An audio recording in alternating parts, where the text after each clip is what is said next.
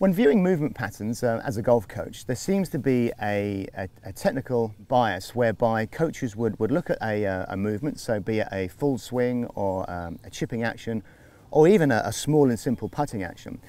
And as I say, there seems to be a bias where we view any kind of error from the perspective of technique.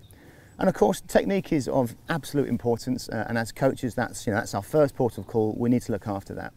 But if that's all you've got, then it is a little bit limited, and it does raise further questions, such as how do we best learn and perform technique?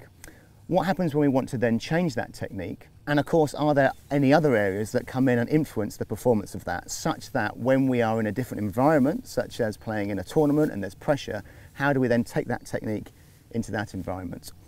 Well, coaching is a hugely diverse field, and there's lots of fantastic people working in our area, and they all come from slightly different fields. So of late, coaches have noticed this limitation of only working on technique, and there's been this huge upsurgence of biomechanics within our sport. So now there are lots of coaches who are also qualified in biomechanics. So that of course is preparing the body and making sure that there's no limitations within that area. We also know that sports psychology has played a big part in preparing players for performance, and in particular under pressure.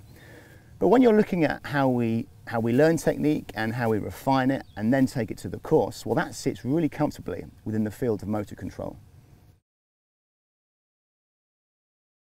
So for me, to bring all this together, the application of the science of motor control for a coach would be to create closer links for how a player learns technique and then performs it, and also helping a player understand how where they position their thoughts and organise their thoughts helps them actually control that movement. So we're looking at the subtle unseen things, such as attentional focus, which we'll talk about later, automaticity, which is the field of how much you should think when you're performing, and in particular under pressure. Also, over control is a big factor when people are under pressure.